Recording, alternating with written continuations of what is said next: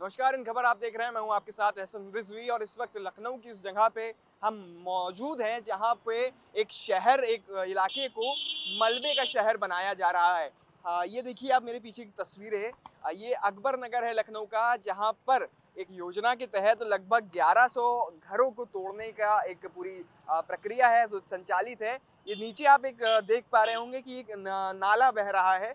ये कुकरेल नदी है। हालांकि फिलहाल ये नाले के रूप में तब्दील हो चुकी है, लेकिन इस नाले को दोबारा से नदी के रूप में विकसित करने और रिवर फ्रंट के रूप में इस पूरी योजना को बनाने के लिए सरकार प्रतिबद्ध है और शासन प्रशासन इस पूरे इलाके को अब खाली करा रहा है। आप तस्वीरों के माध्यम से देख सकते हैं, यहाँ पे हजारों सैकड़ों आशियाने हैं जो कि मलबे में तब्दील हो चुके हैं। कुल 1100 घर हैं जिन पे ध्वस्तीकरण की कार्रवाई होनी है और लगभग ये 1/4 घर हैं जो तोड़े जा चुके हैं। यानी 4 साढ़े 400 घर हैं जो मलबे में तब्दील हो चुके हैं। जहां तक आपकी नजर जा रही होगी वहां तक आप देख पा रहे होंगे कि लोग अपने आशियाने को एक मलबे में तब्दील होता देख रहे हैं। फिलहाल अभी यहाँ पे कार्रवाई रुकी हुई है, लेकिन सुबह से शाम तक यहाँ पे कार्रवाई चल रही है और ध्वस्तीकरण की कार्रवाई का आज यहाँ पे 5वां दिन है। आप देखिए कि अगल-बगल मलबा है, लेकिन जो 2 इमारतें आपको सामने खड़ी दिख रही हैं, अपने वीजे से हम कहेंगे कि वो आपको दिखाएँ। तो जो 2 इमारतें ये खड़ी दिख रही हैं, ये 2 मदरसे हैं, मस्जिदें हैं, जो कि जिस पे कार्रवाई करने के लिए प्रशासन जब बढ़ता है तो यहाँ पे जो मूल निवासी हैं वो इसका विरोध करने सड़कों पर उतर आए थे। तो फिलहाल अभी इसको नहीं तोड़ा गया है, लेकिन जिस तरह से एक योजना के तहत ये सभी घरों को खाली कराना है, सभी इस पूरे इलाके को खाली कराना है, इस पूरे इलाके को तोड़कर एक योजना बनानी है, एक रिवर फ्रंट का रूप देना है, तो ये मदरसे, ये इमारतें, यहाँ पे जो 2 मंदिर हैं, उन सभी चीज़ों को तोड़ा जाएगा और जितने भी लोग यहाँ पर बेघर हो रहे हैं, प्रशासन उनको घर मुहैया करा रहा है। एलडीए द्वारा उन सभी लोगों को घर मुहैया कराए जा रहे हैं और जिन लोगों को अभी तक आवास आवंटित नहीं हो सके हैं, उनको भी जल्द से जल्द एलडीए का कहना है कि आवास आवंटित कराए जाएंगे। फिलहाल लखनऊ के अकबर नगर में ध्वस्तीकरण की कार्रवाई कुकरेल नदी को विकसित करने के योजना के तहत चल रही है और आज 5वां दिन है और लगभग 1100 घरों को ध्वस्त करके यहाँ पर कुकरेल नदी रिवर फ्रंट विकसित करने की योजना है। इस वक्त हम जहाँ पे मौजूद हैं वो कोई इजरायली मूवी का सेट नहीं है, बल्कि लखनऊ का एक अकबर नगर इलाका है जो कि इस वक्त मलबे का शहर बन चुका है। आप देखिए कि मेरे बगल में ये जो खाली पड़ी ज़मीनें हैं वो कभी किसी के आशियाने हुए करते थे, किसी की खून पसीने की जो मेहनत है उसका प्रमाण हुआ करते थे, लेकिन अब मलबे से ज़्यादा कुछ नहीं रह चुके हैं क्योंकि सरकार की एक योजना है कुकरेल नाले को विकसित करना, कुकरेल नदी को रिवर फ्रंट बनाना। तो उसी योजना के तहत ये जो पूरा इलाका है, यहाँ पे नज़ूल की ज़मीन पे लोगों ने अपने घर बसा रखे थे आज से कई साल पहले। तो अब जब सरकारी बुलडोज़र इस पर चलता है तो ये पूरा इलाका मलबे में तब्दील हो जाता है। कुछ लोग यहाँ पर हमारे साथ मौजूद हैं जिन्होंने अपना आशियाना खोया है। मैम, क्या नाम है आपका? मेरा नाम कनीज फातिमा है। मैम, यहाँ पर जो जिस तरह की तस्वीरें सामने आ रही हैं, एक पूरे मलबे में ये इलाका तब्दील हो चुका है, क्या आपका भी घर है इसमें? ये देखिए हमारा इतना बड़ा घर है, अभी हमने बनवाया, साल भर भी मेरा घर बने हुए नहीं हुआ है, 1 साल भी नहीं हम लोग रह पाए। पूरा टाइल्स लगा, कम से कम इस घर में अभी हमने कम से कम 8 लाख रुपए लगाया है।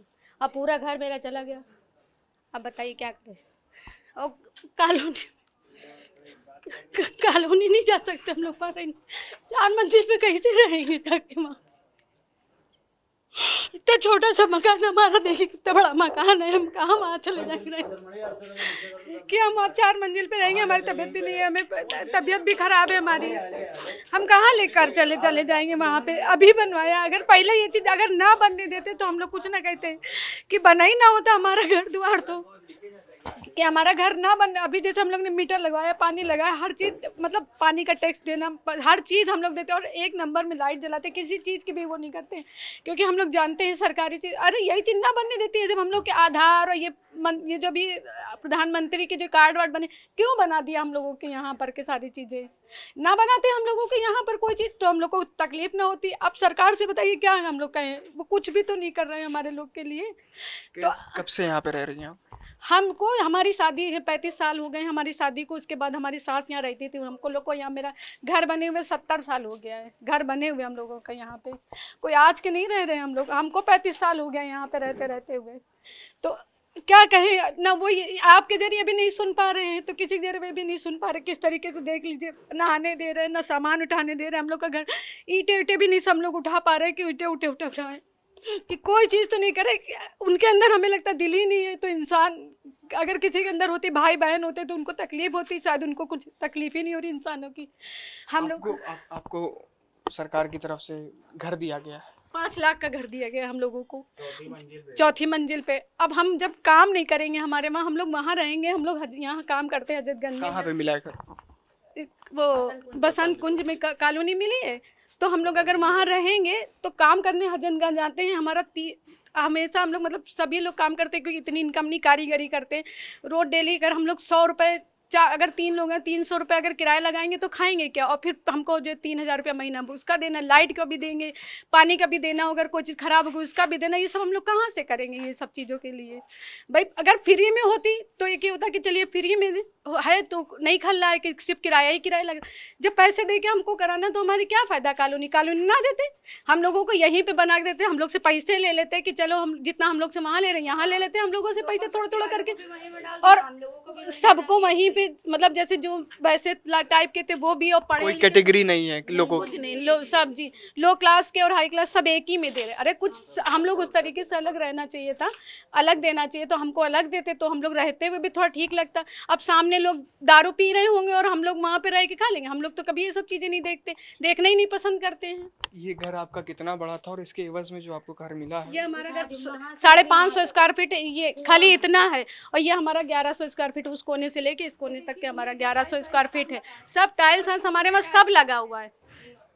और 5 मंजिल हमारा बना हुआ है, 8 मंजिल हमारा घर, 8 कमरे बने हुए हमारे घर में। कोई छोटा मोटा नहीं बना। जब हम लोग बना रहे थे तभी मना कर देते तो हम लोग ना बनवाते।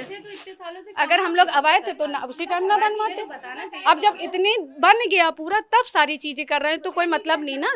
ये कहा जा रहा है मैम कि ये जितनी भी कॉलोनी ये इलाका बसा हुआ है ये नजूल की जमीन पे। वही चीज, अब ये निजूल है या अवैध है जो भी, अब क्यों हो रहा है चीज? इतने सालों से सरकार कहाँ थी? गवर्नमेंट होना चाहिए था कि नहीं होना चाहिए? उनको सब काट दिया, सारी बिजली दी, बत्ती दिया, सब कुछ दिया तुमने। जब योगी सरकार, और यहाँ से हमेशा बीजेपी सरकार जीतती है, ऐसा नहीं है कोई पहली बार है। लखनऊ से तो वैसे भी जीती, इस एरिया से भी बीजेपी सरकार जीतती, कभी ऐसा कुछ हुआ ही नहीं। 1-2 मकान में एक कैटेगरी के एक ही जैसे रखे ना। हम लोग को झोपड़पट्टी के तो है नहीं जो भर दिया वहाँ जाके। सबको एक तरीके का घर दे, जैसा हम चाहते हैं जी, वैसा दे। तो भाई साहब क्या कहना चाहेंगे? हम ये कहना चाहेंगे कि सरकार की जो पॉलिसी है बिल्कुल गलत है। एक तो अगर निकलने का भी वक्त नहीं मिल रहा, बिल्डोजर लेके आ रहे, सामान देखिए कैमरे से, पूरा सब सामान निकाला, गरीब आदमी अपनी गृहस्थी कैसे निकाले? घर भी बर्बाद, गृहस्थी भी बर्बाद। दूसरी बात, माहौल बनाना चाहिए। पुलिस वाले अलग दबंगई कर रहे, निकलो ये है वो है। अब 1150 स्क्वायर फीट का है, 280 स्क्वायर फीट का वहाँ मकान दे रहे हैं, आदमी कैसे एडजस्ट करे?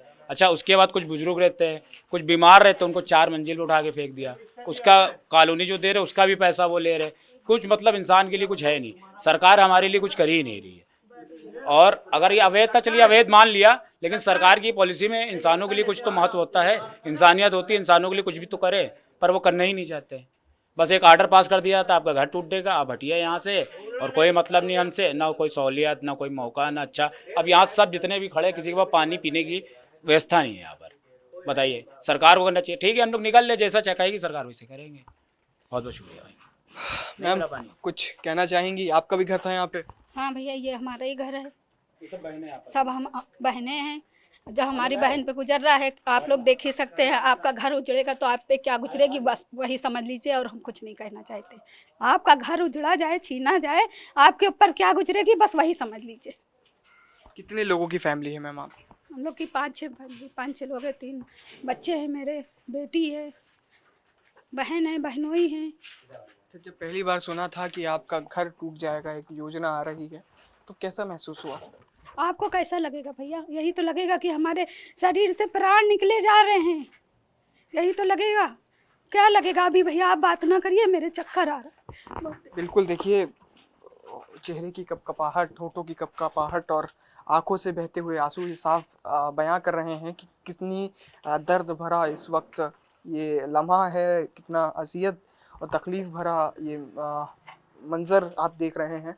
क्योंकि कुछ भी हो, लोगों ने अपने खून पसीने की मेहनत से अपने आशियाने जमाए थे, और जहाँ लोग एक पल को भी रहते हैं वहाँ भी उसकी यादें बस जाती हैं, लेकिन यहाँ तो लोग सालों से रह रहे हैं।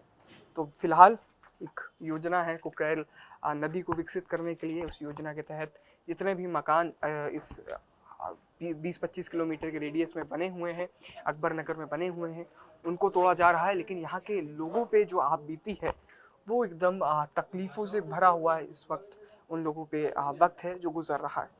लखनऊ से वीडियो जर्नलिस्ट अरशद के साथ एहसन रिजवी, इन खबर।